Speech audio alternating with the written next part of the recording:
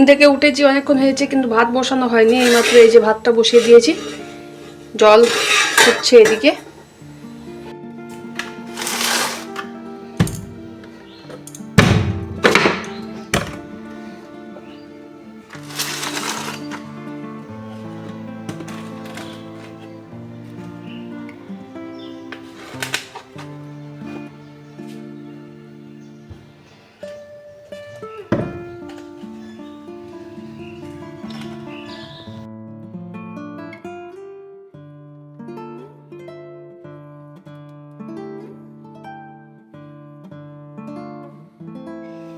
এদিকে আমার ঠাকুরের জায়গা পরিষ্কার করা হয়ে গেছে। গোপুসোনা এখনও ঘুম থেকে ওঠেনি, মানে তোলা হয়নি গোপুসোনাকে, এবার তুলবো। ঠাকুরের জায়গাটা আগে ক্লিন করে নিলাম। এদিকে বিছানাও পরিষ্কার করা হয়ে গেছে, বিছানা রেডি একদম। কাপড় জামাগুলো কিন্তু এখনও গোছানো হয়নি, গোছাবো এবার। আর কটা বেজে গেছে তোমাদেরকে দেখায়, এখানে বেজে গেছে 7:45 মতো, এই দেখতে পাচ্ছ 7:45।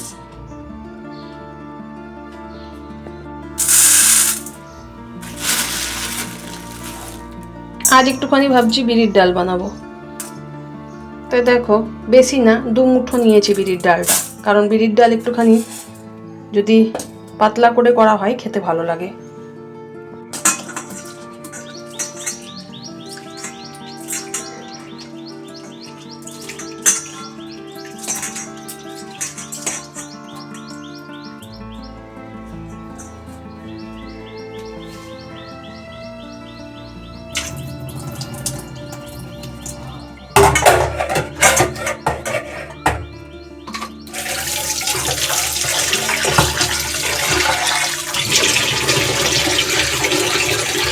এই ডালটা আমাদের বাড়িতে কিন্তু করাই হয় না, কারণ আমার ছেলে খেতে পছন্দ করে না।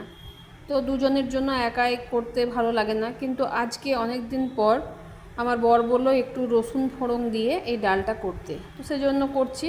আর আমার ছেলেকেও বললাম আজ একটুখানি খেয়ে নিস, কারণ ওর জন্য আবার আলাদা করে কি করব, সেই জন্যই আজকের এই ডালটা করে দিলাম। আর অনেকগুলো ডাল বাড়িতে রাখা আছে, তো সেগুলো না পোকা ধরে গেছে কেমন, তো সেগুলো আর তো কিছু হবে না, সেজন্য এই ডালটা তাড়াতাড়ি আবার আজকে বসিয়ে দিচ্ছি।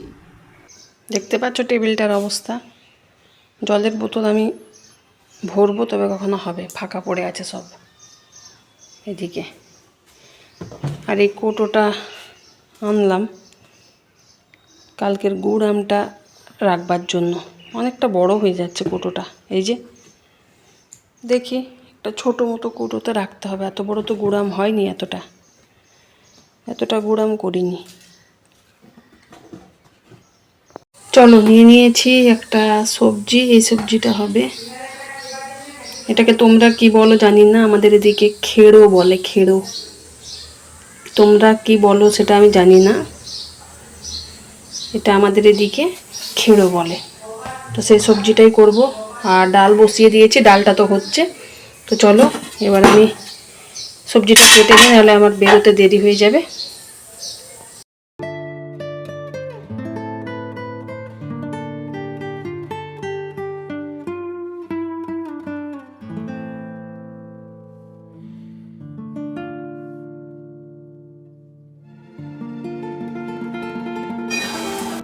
ডালটা আমার মোটামুটি হয়ে এসেছে। প্রথমে কুকারে সিটি দিয়ে দিলাম কম আঁচ করে, তারপরে এখন সম্বরা মানে ফোড়ন দিয়ে দিলাম। আর আমি রসুন আর এটাতে দিই শুকনো লঙ্কা তো দিই না, শুধু রসুন ফোড়ন দিই আর একটুখানি পাঁচ ফোড়ন।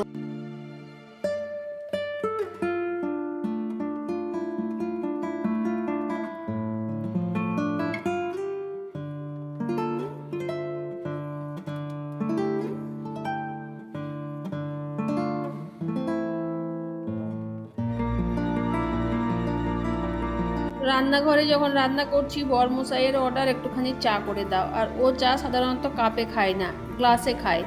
তো স্টিলের গ্লাসগুলোতে কিছুদিন ধরে দিচ্ছিলাম, তারপরে আবার এই যে একটা গ্লাস কিনে নিয়ে এসছে, কাচের গ্লাস। আগের একটা গ্লাস ছিল, সেটা ভেঙেছে, আবার একটা নতুন করে আনা হলো। এইদিকে আমি আমার ভাত কিন্তু ফ্যানের হাওয়াতে ঠান্ডা হতে দিয়ে এসেছি। আজ 2 দিন ধরে আমি ভাতটা খেয়ে আসার চেষ্টা করছি, কারণ ভাতটা সাথে নিয়ে এলে কিন্তু খারাপ হয়ে যাচ্ছে। ডালটা করেছি, ডালটা আমি নিইনি, একটুখানি মানে ফেনা ভাত নিয়ে রেখেছিলাম। তারপরে খাওয়া দাওয়া কমপ্লিট করে আমি চলে এসেছি আমার কাজের জায়গায়।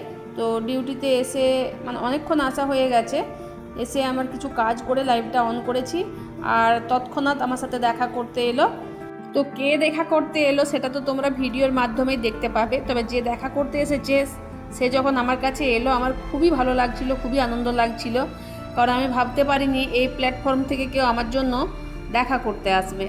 তো সেটা শুনে খুব ভালো লাগলো, দেখেও খুব ভালো লাগলো। তো তোমাদেরও হয়তো এরকম মুহূর্ত কেটেছে কারোর না কারোর সাথে, তো সেই সময়টা কেমন লাগে তোমরা নিশ্চয়ই জানবে।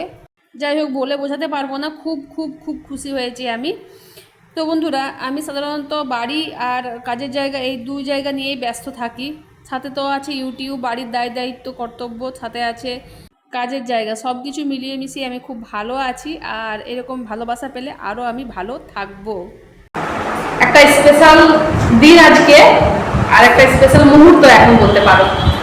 তো তোমাদের যাদের যাদের সাথে সেই স্পেশাল মুহূর্তটা কেটেছে অবশ্যই তোমরা জানিও আমাকে কমেন্টে। তো কি সেই স্পেশাল মুহূর্তটা সেটা তোমাদের সাথে শেয়ার করতে চলেছি।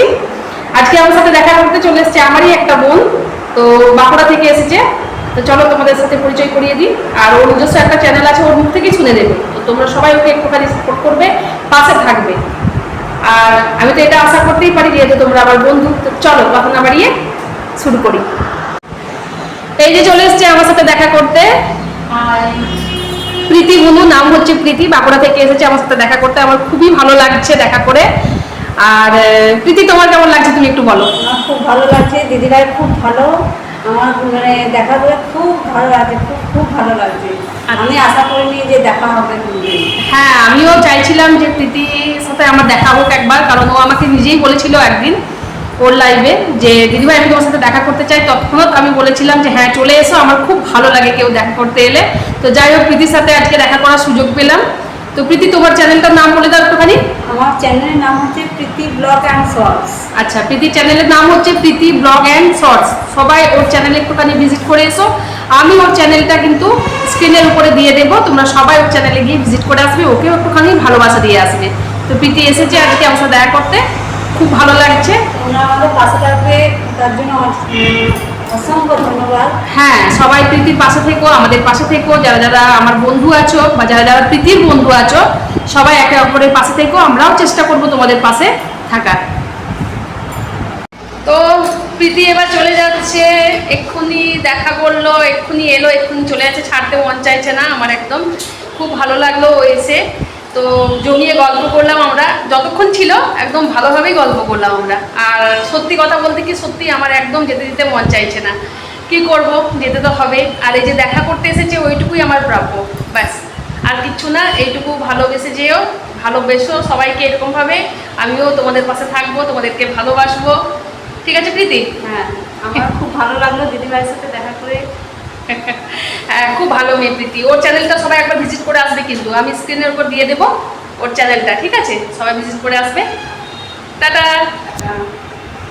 তো চলো বন্ধুরা, আজকের ভিডিওটা আমার এই পর্যন্তই। দেখা হচ্ছে তোমাদের সাথে আবার কোনো নতুন ভিডিও নিয়ে। ততক্ষণের জন্য তোমরা সবাই ভালো থেকো, সুস্থ থেকো, আর নিজেদের খেয়াল রেখো, সবাইকে ভালোবেসে যেও।